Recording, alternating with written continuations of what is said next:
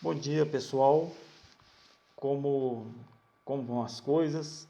Como passaram o feriado? Foi tudo tranquilo? Tudo beleza? Tudo bacana? Tudo jóia? Bom, pessoal, antes da gente entrar nessa última parte da Revolução Francesa, eu queria que vocês lessem a página 45, 46 e 47.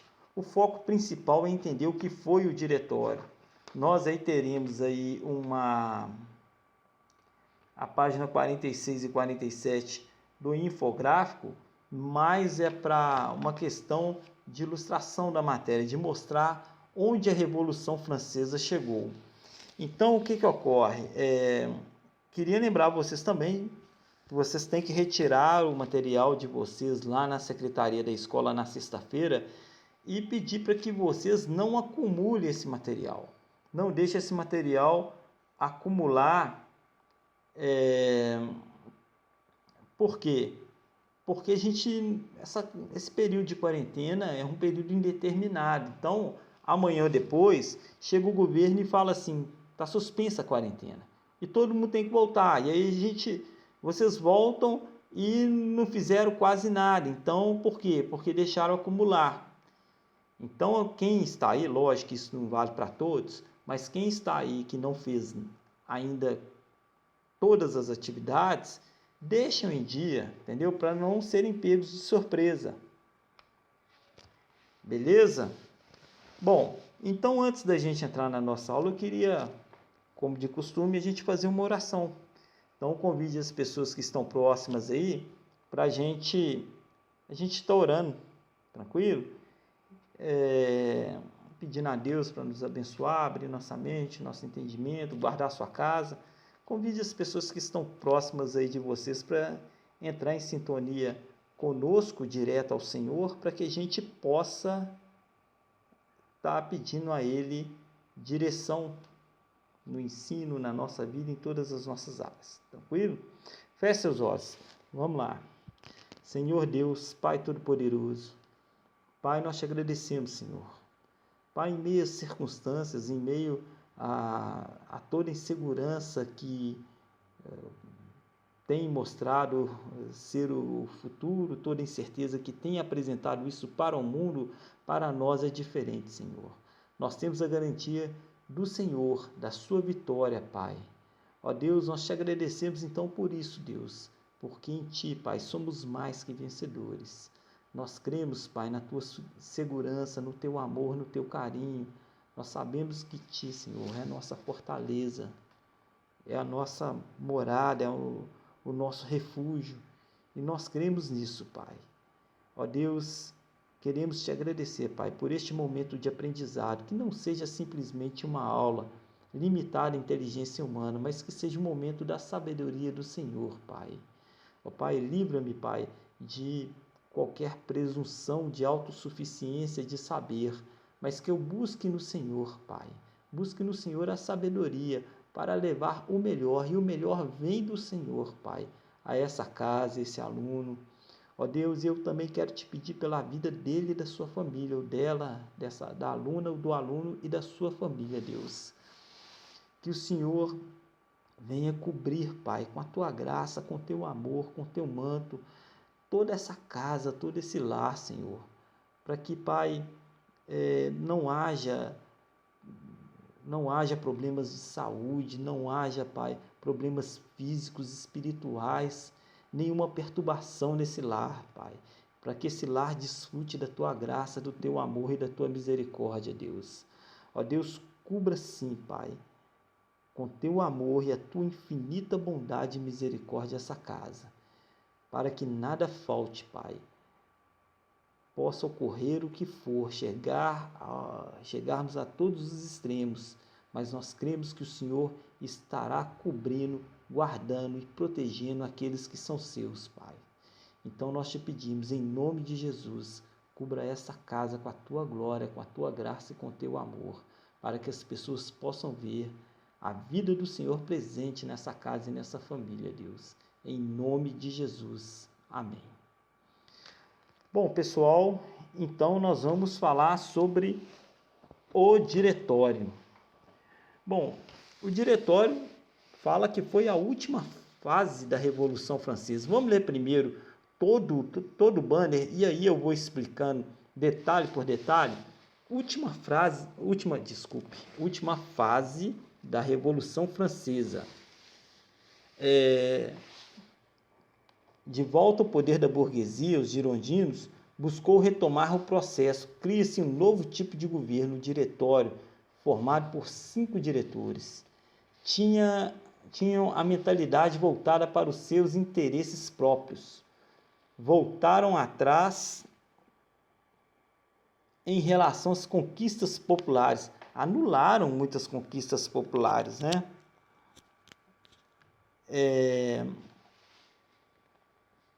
Alguns países europeus se uniram para acabar com a Revolução, temendo que ela se espalhasse pela Europa. A burguesia achou necessário que houvesse alguém para o poder militar, sendo nomeado Napoleão Bonaparte. Planejaram um golpe para colocar Napoleão no poder em 9 de novembro de 1799, o famoso golpe de 18 de Brumário. Pessoal, muita gente pergunta, poxa, mas o diretório foi a última fase da Revolução Francesa e o período napoleônico? O diretório pospinha a Revolução Francesa dentro da França. O período napoleônico foi a consolidação da Revolução Francesa na Europa. É certo que os pequenos conflitos ainda existiam quando Napoleão subiu ao poder, mas ele pospinha esses conflitos e unificou a França em prol desse objetivo de levar a Revolução Francesa a toda a Europa. Então vamos lá, o diretório. O que foi o diretório? Os girondinos, lembra dos girondinos? Girondinos da direita, os jacobinos da esquerda, os jacobinos as classes populares, os girondinos a alta burguesia. E o pântano, ora girondino e ora jacobino, é o do centro, posição que eles ocupavam no parlamento. Então, os girondinos, partido político da alta burguesia, eles derrubaram o governo jacobino comandado pelo Robespierre, prenderam o Robespierre e acabou com aquele governo jacobino chamado de fase do terror. Então, quando eles chegam ao poder, eles elaboram uma terceira Constituição, chamada Constituição do ano 3, que vigorou entre 1794 e 1795. Então, olha para você ver, já em pouco tempo a França já tinha 3 constituições. Por que ela foi chamada de ano 3? Porque isso foi uma denominação dada pelos historiadores após a consolidação de todo o processo, em alusão ao ano 1 da República instaurada em 1792 no governo jacobino. Bom, mas e aí, professor? Como é que as coisas se consolidam nessa situação? Bom, eles criaram essa Constituição e nessa Constituição eles criaram um governo denominado diretório. O que era esse diretório? Esse diretório consistia em um governo criado por 5 membros do legislativo.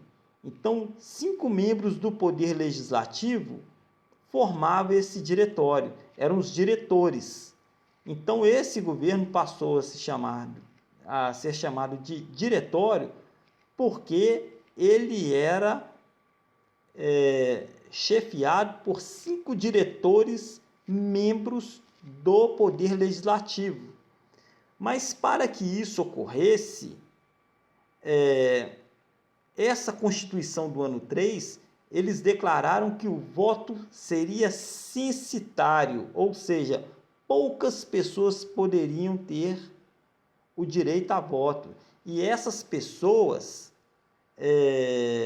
eram aquelas que tinham uma considerável renda. Isso favoreceu a eleição maciça de deputados da alto-burguesia, ou seja, os deputados girondinos. Então, manteve esses deputados girondinos no poder. E isso fazia com que esses membros fossem indicados pelos deputados girondinos. Isso agradou toda a França? Não, lógico que não. Os jacobinos, que ficaram fora do poder, não concordaram com esse novo modelo constitucional que estabelecia o voto censitário. Por quê? Os jacobinos eles atendiam às classes mais populares. Então, começaram a ocorrer disputas pelo poder na França. Embora os jacobinos já estavam assim um pouco baqueados, porque tinham sido destituídos do poder com a morte do Robespierre, havia ainda focos de resistência na França. Bom,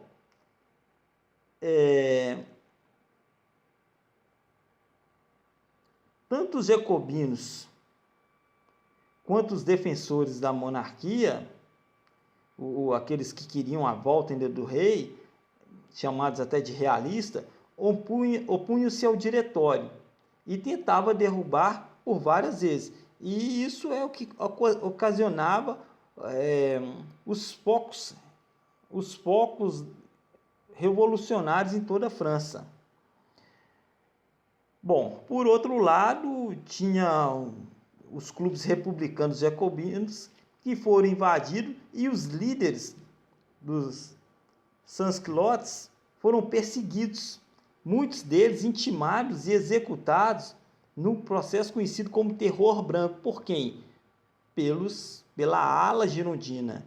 Então, muitos clubes, muitas associações, muitos locais de encontro da liderança jacobina foi descoberta pelos girondinos que estavam no poder, e esses líderes acabaram sendo executados.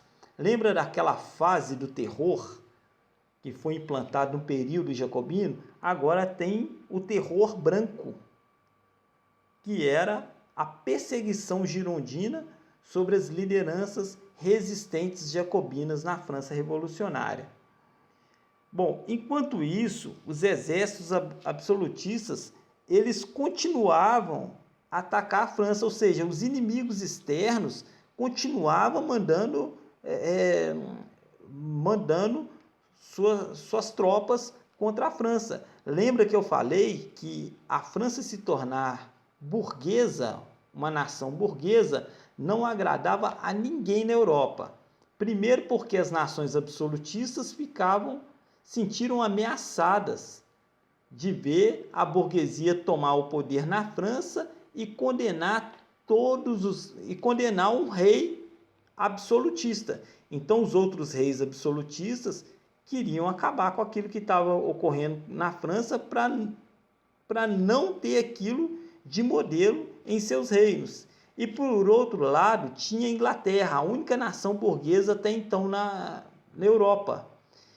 E ela vendo a França burguesa, ela sentia que teria os seus lucros ameaçados, visto que um novo comerciante no cenário europeu seria um grande concorrente às suas mercadorias. Tranquilo? Bom, e aí, com esses ataques internos e com esses ataques externos, a França ela começa a se aprofundar numa crise econômica financeira, visto que as questões comerciais ficaram abaladas. O comércio interno, por causa dessas agitações, estavam totalmente comprometidos.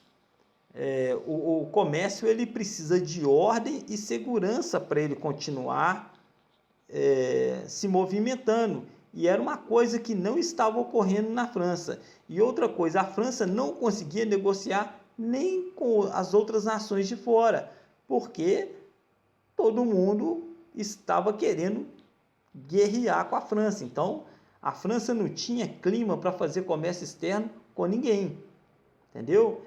Então, isso aí ajudou a França a entrar numa crise muito brava e muito pesada nessa época do governo do Diretório. Bom, diante desse cenário de instabilidade, de desordem, a França começou a notar, alguns deputados começaram a notar uma situação. Falou, olha, nós precisamos primeiro garantir a ordem dentro dos nossos domínios para que a gente atinja o objetivo da Revolução Francesa, que é espalhar a Revolução Burguesa por toda a Europa. Então, para que a gente consiga isso, é necessário que a gente pacifique primeiro. E como que nós vamos conseguir pacificar a França? Então, esses deputados moderados, eles começaram a perceber da seguinte maneira: era necessário colocar no poder uma unanimidade, porque a maior disputa que estava havendo na França naquele momento era justamente a disputa incessante pelo poder. Então, diante dessa situação, era necessário buscar então essa unanimidade. Já que todo mundo estava brigando pelo poder, vamos colocar uma figura onde agrade a todos. Então, nós precisamos buscar uma unanimidade. E aí começaram a surgir na França, esses deputados, eles começaram a criar uma figura mitológica, a figura do herói nacional, o herói da Revolução, aquela pessoa que estava faltando para simbolizar o heroísmo da Revolução. E foi justamente na questão de Napoleão. Eles viram Napoleão e começou uma propaganda muito forte e até mesmo voltada para a questão assim das classes populares sobre a figura de Napoleão, sobre os seus principais conflitos, os seus principais embates, e começaram a mostrar as suas sucessivas conquistas dentro do processo revolucionário da França.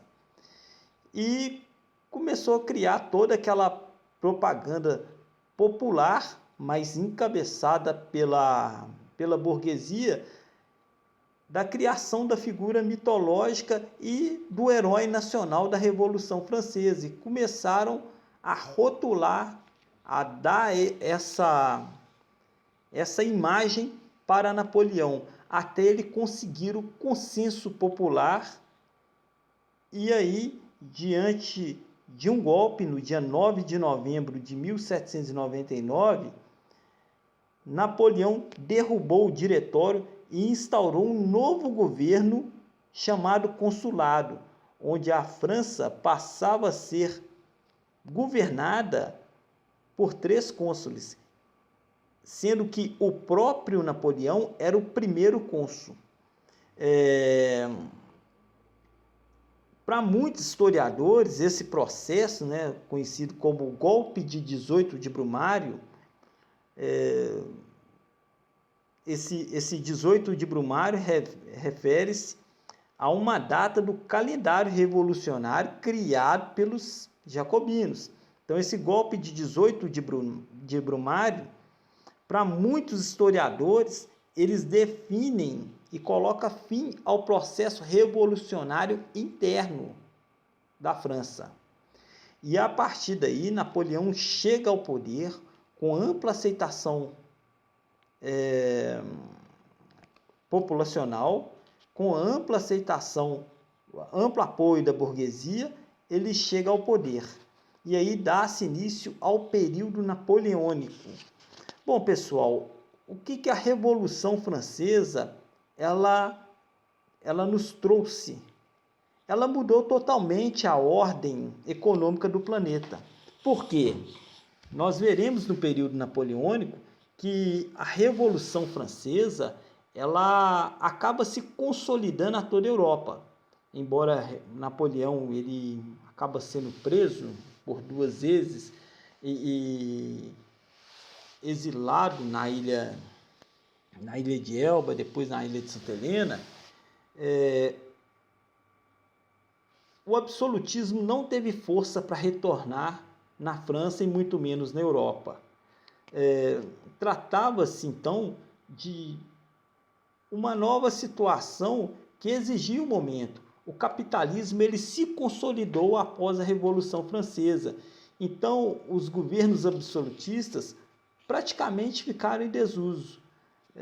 Foi implantado, os ideais foram implantados em toda a Europa e a partir de então a ordem capital, o capitalismo, ele se consolidou após a Revolução Francesa. E foi tão importante essa consolidação do sistema capitalista como modo de produção dominante que pôs fim à Idade Moderna e iniciou-se com a Revolução Francesa a Idade Contemporânea. Nós já falamos isso lá no 6º ano, que toda vez que ocorre um evento onde há uma mudança de comportamento em todo o planeta, é como se a história tivesse tido uma evolução, vamos dizer assim, uma evolução, uma mudança de idade, ficasse um pouco mais madura, que a humanidade ficasse um pouco mais madura, passasse para um novo processo acima daquele anteriormente estado. Então, esse upgrade que a história teve, essa transformação, ela é colocada com a consolidação do capitalismo e a abolição de todo o antigo sistema, que a gente compreende aí, o absolutismo e o feudalismo. Então, a partir de então, a vida das pessoas começaram a se coordenar em busca do capital. Pessoal, no final agora dessa aula, nós vamos passar um documentário, um vídeo, um resumo sobre esse processo revolucionário.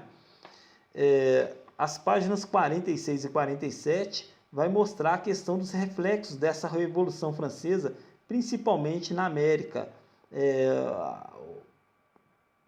O que ocorreu no Haiti, né? A abolição no Haiti e depois, logo depois, 13 anos depois, a independência, é um reflexo puro da Revolução Francesa na América. E muitos outros movimentos aqui na América foram inspirados pela Revolução Francesa.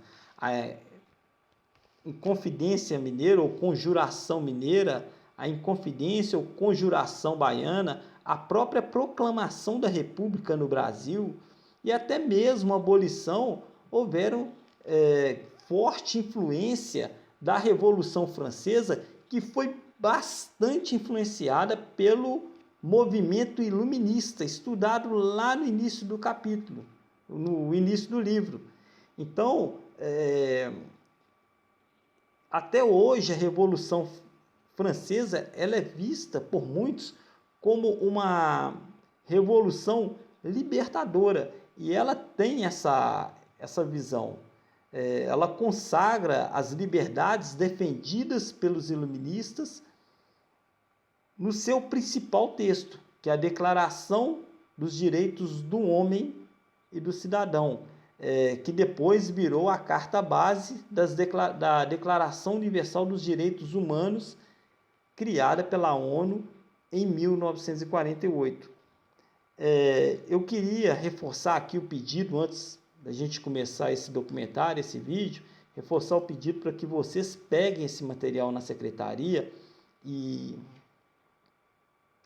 façam esse material, entendeu? Façam os exercícios desse material. Não deixe isso para acumular. Mais uma vez, eu estou reforçando isso aqui. Não deixe esses exercícios acumularem. Não deixa para a última hora, porque a gente não sabe quanto tempo vai durar. entendeu? Pode chegar no final da semana e o governo decretar o fim da quarentena, sair uma vacina aí para resolver a questão desse vírus e a gente voltar à nossa vida, à questão da rotina, né? Eu espero que retorne melhor do que era antes. E aí ninguém seja pego de surpresa. Então é isso, pessoal. Queria que vocês atentassem nisso. Desejo a todos aí uma boa semana. Tenha uma semana abençoada, uma semana tranquila, uma semana cheia de vitória. Orem muito, fiquem muito com os pais. Não deixa de orar todas as noites. A gente tem que orar sem cessar, né? Mas pelo menos à noite faça essa oração. Abençoe as pessoas que estão na sua casa, que estão próximas a vocês. Não deixe de falar que vocês amam muito essas pessoas, então não deixa de proferir isso não, entendeu? E é isso aí, tá joia? Fiquem com Deus, boa semana, que o Senhor abençoe a sua casa e a vida de cada um. Amém?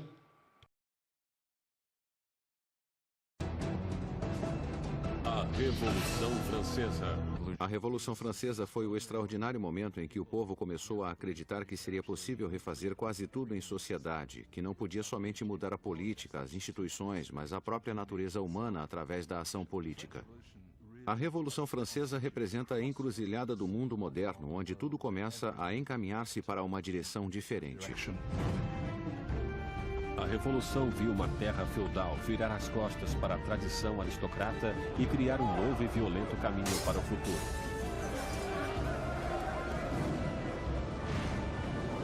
Faria estremecer os próprios fundamentos da Europa e seu impacto seria sentido além dos mares. A Revolução Francesa levou o pão aos pobres, a democracia à França, e estabeleceu uma nova ordem na sociedade. Mas o progresso custaria seu preço. Nos salões de elite de Paris, os aristocratas reuniam-se para discutir autores do iluminismo e a era burguesa da razão. Voltaire, Rousseau, vozes frescas que pregavam a liberdade, o controle do próprio destino e, acima de tudo, a igualdade. A paixão por essa nova literatura encontra-se principalmente na classe superior, mas como o iluminismo atingia todos os níveis da sociedade, o grito de igualdade começou a ameaçar o modo aristocrático de vida.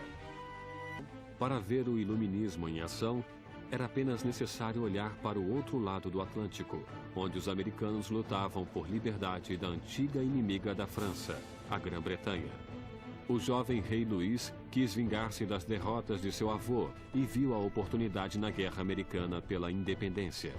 Luís dedica à causa um total de 2 milhões de liras, o suficiente para alimentar e abrigar 7 milhões de franceses durante um ano.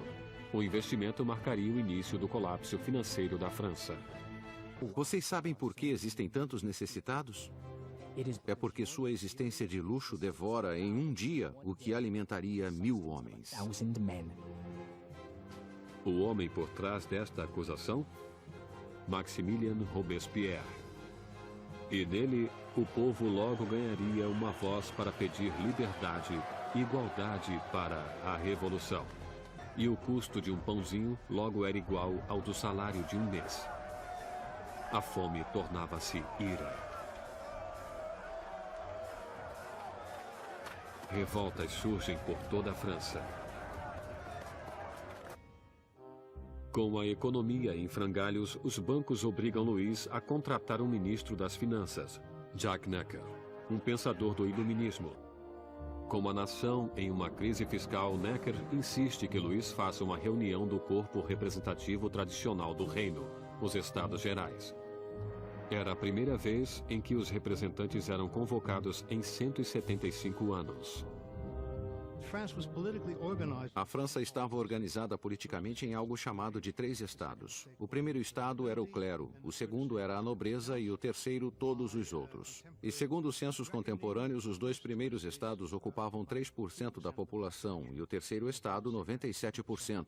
Muitos julgaram o fato injusto para com o terceiro estado, que era a maioria da população, ter somente 1/3 dos representantes. Sentiram que seria injustiça a existência de um parlamento com 3 câmaras, onde 2 delas, a nobreza e o clérigo, venceria nos votos o povo. No dia 20 de junho, quando os representantes chegaram para a reunião e encontraram as portas fechadas, suspeitaram de um complô. Passaram para outro local que chamaríamos de quadra de tênis, e que na verdade era uma quadra de handball. Juntaram-se e juraram que não parariam de reunir-se até terem uma nova Constituição. Os representantes declararam uma nova Assembleia Nacional, os verdadeiros representantes do povo da França. Um corpo parlamentar executando a vontade do povo. Mas tirar o poder do rei não seria tão fácil quanto assinar uma simples proclamação. No início de julho, 30.000 tropas reais posicionavam-se em torno de Paris. Para defender-se, o povo formou uma nova Guarda Nacional. Os revolucionários atacam os arsenais de Paris e conseguem furtar 28.000 mosquetes. A única coisa que falta é a pólvora. E o povo sabe onde consegui-la. No centro de Paris existe uma masmorra de pedra, famosa como símbolo do regime feudal, a Bastilha. A prisão abriga toda a pólvora da cidade e é lendária como câmara de tortura e mortes horríveis. Vendo o exército que aproximava-se, o governador da Bastilha, Bernard de Launay, tentou trancar a prisão. Armou uma defesa inútil, mas os saqueadores invadiram a fortaleza e atiraram-se sobre os guardas com facas e lanças. Finalmente, de Launay rende-se, mas a multidão furiosa arrasta-o pelas ruas. Os saqueadores exaltados chutam e esfaqueiam-no até que ele grita: "Matem-me de uma vez." E a multidão obedece. Ele é assassinado e nasce uma tradição revolucionária. Sua cabeça decepada desfila enfiada em uma lança.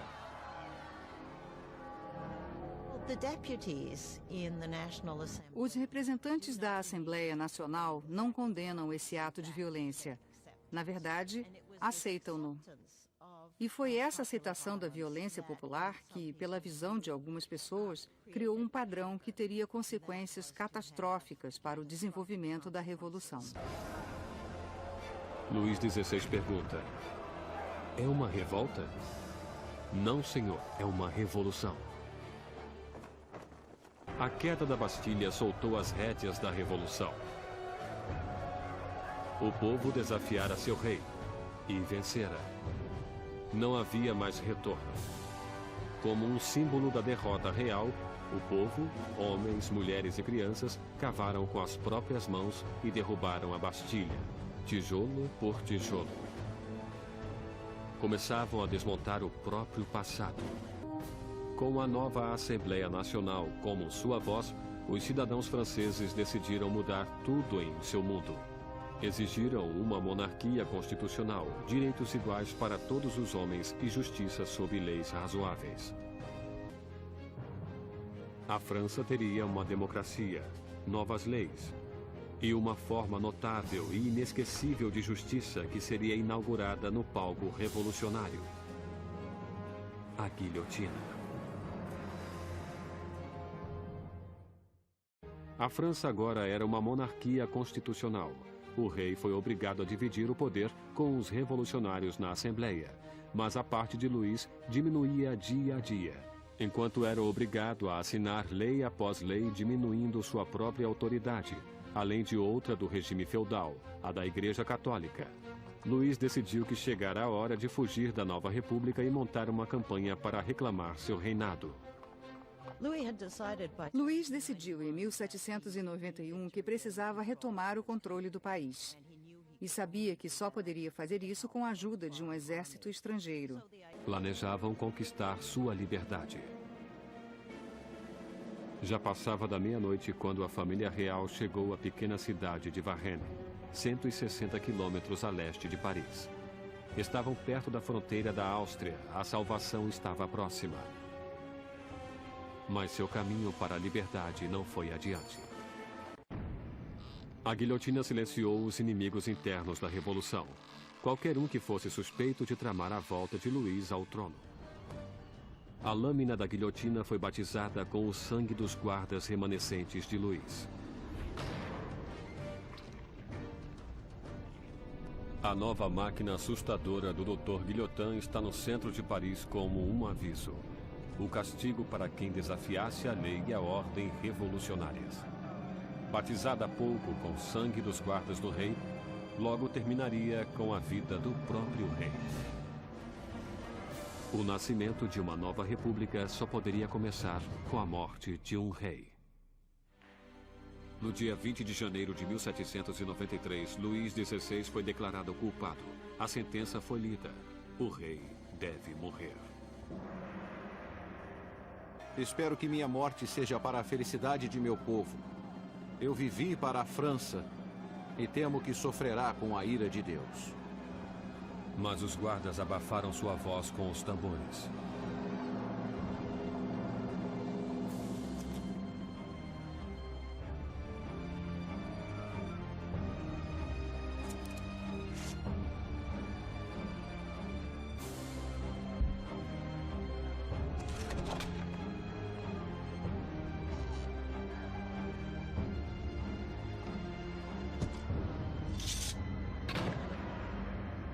Às 10 horas e 22 minutos da manhã, o homem que fora rei não mais existia. A execução de Luís XVI marcou a vitória dos revolucionários. Quando a jovem nação da República Francesa literalmente nascia do sangue. No final de 1792, os radicais jacobinos, acreditando que a jovem revolução corria o perigo de ser sabotada por traidores, incitavam a revolução por meios cada vez mais violentos. Mas os girondinos, representando o povo do campo francês, queriam diminuir a violência por medo de que ela levasse a uma guerra civil. Seu maior opositor, Jean-Paul Marat, ataca os girondinos com tiradas cada vez mais furiosas em seu jornal, dando nomes aos que acreditava estar planejando contra a revolução. Marat, que já pedira a execução de 200 pessoas, agora queria 200.000 cabeças.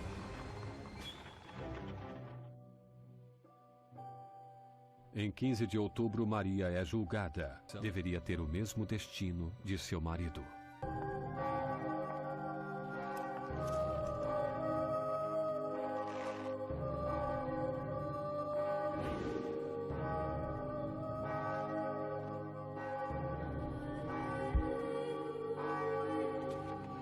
São lidos seu nome e acusações contra ela.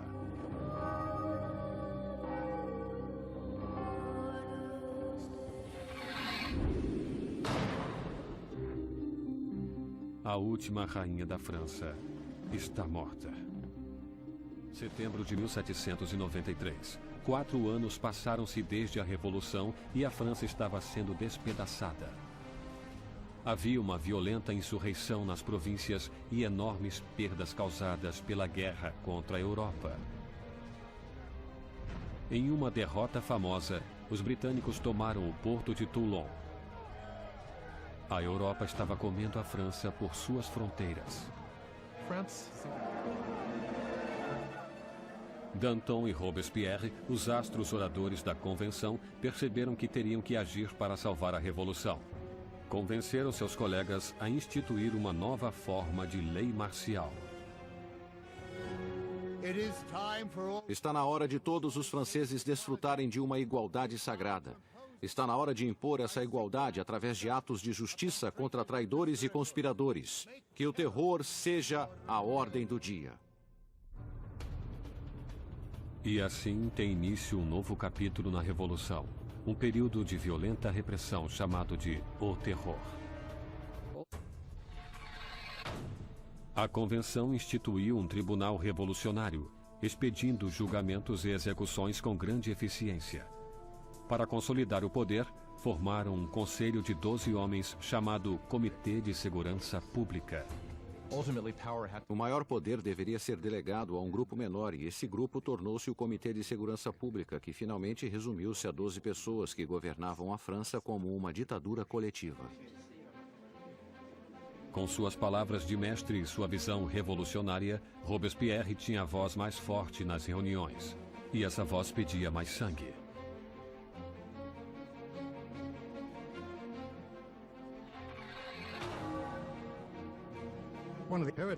Uma das incongruências da vida política de Robespierre era que inicialmente ele era um oponente apaixonado da pena de morte.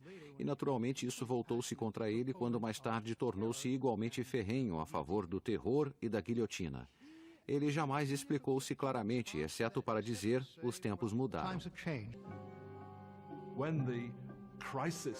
Quando a crise da guerra e da rebelião interna está no seu auge, o povo começa a dizer que a raiz de todo o problema eram os padres, a religião. E se quisessem salvar-se dos inimigos da revolução, deveriam destruir o poder da Igreja Católica. Nem mesmo o calendário cristão foi poupado. Os anos já não eram marcados a partir do nascimento de Cristo, mas de setembro de 1792, a queda da monarquia. Agora era o ano 1. Os meses receberam nomes de acordo com as estações. Julho tornou-se Thermidor, abril Floreal. Os meses foram partidos em 3 semanas de 10 dias cada. O calendário revolucionário foi destinado como uma arma contra o cristianismo. O terror espalhou-se por toda a França. Insurreições são abatidas com uma crueldade sem limites. Na cidade de Lyon, onde os contra-revolucionários ganhavam terreno, o Comitê de Segurança Pública exibe um exemplo cruel. Centenas de rebeldes são amarrados, enviados para os campos e assassinados em massa.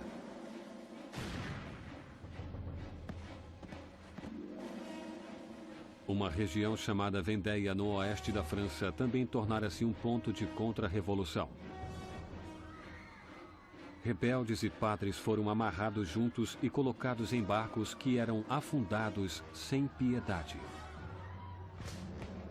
Mais de 100.000 pessoas foram mortas somente em Vendéia. Em Paris, a guilhotina desce cada vez mais.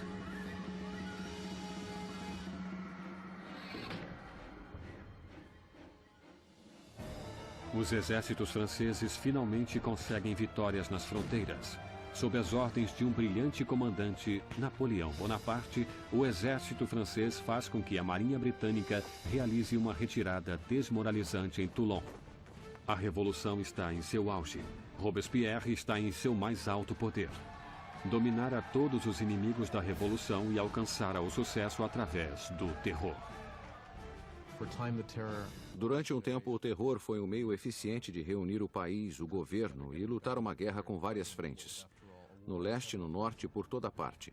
Lutando contra uma guerra civil em Vendéia, a mais sangrenta de todas. E também a guerra civil contra os girondinos e contra todos os revolucionários que se voltassem contra Paris. O terror atingiu sua meta, mas não parou. E não pararia, até devorar o homem que o criara. Maximilien Robespierre.